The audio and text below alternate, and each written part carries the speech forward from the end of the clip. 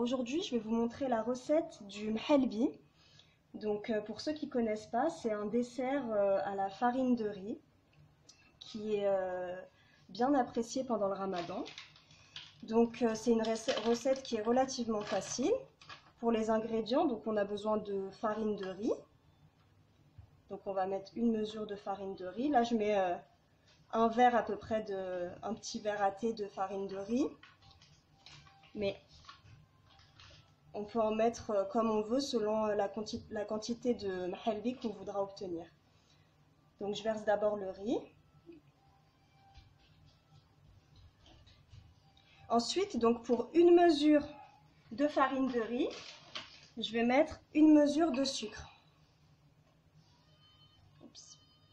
Donc là j'avais déjà mesuré avec le petit verre à thé, mais je remets dedans pour que vous voyez que c'est la même mesure. Donc une mesure de farine de riz, une mesure de sucre. Et pour une mesure de farine de riz et une mesure de sucre, il vous faudra 6 mesures de lait. Donc là je vais verser 6 petits verres. Donc une fois qu'on a nos 6 mesures de farine de riz, notre mesure de lait une fois qu'on a nos 6 mesures de lait, notre mesure de farine de riz et notre mesure de sucre, on va venir mélanger pour obtenir un mélange homogène. On essaye d'avoir un mélange sans grumeaux.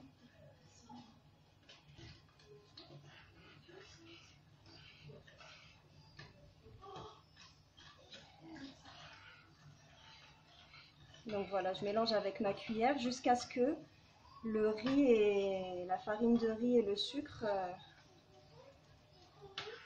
soient complètement incorporés.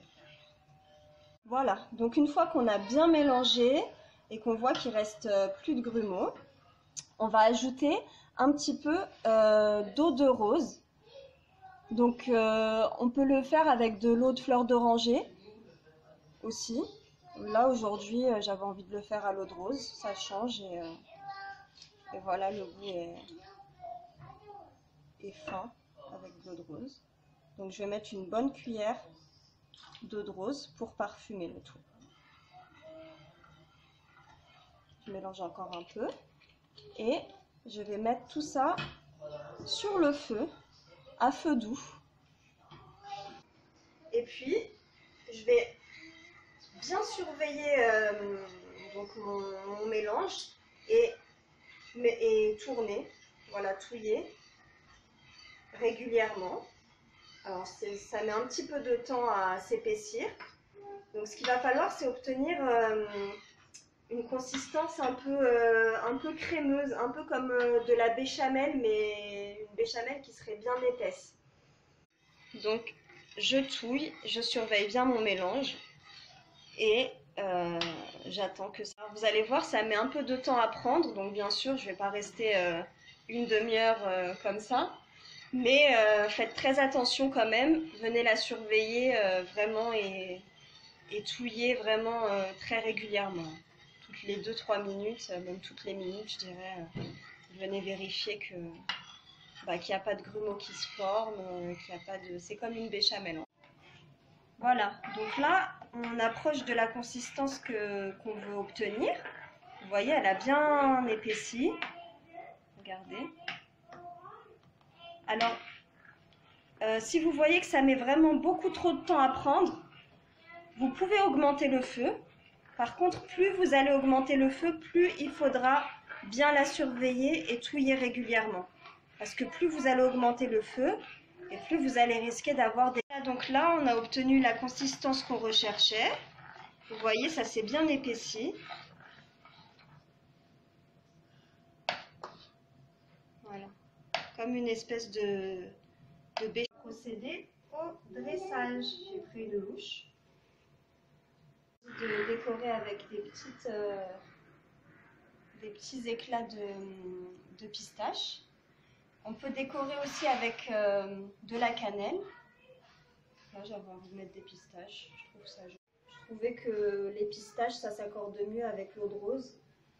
Quand je le fais à l'eau de fleur d'oranger, en général, je décore avec de la cannelle. Donc, comme vous voyez, pour à peu près 1 litre de lait, j'obtiens 4 grosses portions comme celle-ci. Alors, comme c'est un dessert qui est assez consistant, vous pouvez faire des portions plus petites et je pense qu'il y en a bien pour 6 personnes. Voilà. Et donc pour le ramadan, c'est une recette qui est vraiment idéale puisque c'est bien consistant et puis vous voyez, c'est économique. Avec 1 litre de lait, on a quand même une bonne quantité. Et donc pour finir, on va les mettre au frigo et on va les laisser reposer au frigo pendant 3 heures. Le temps que ça prenne bien, que ça prenne une consistance bien épaisse.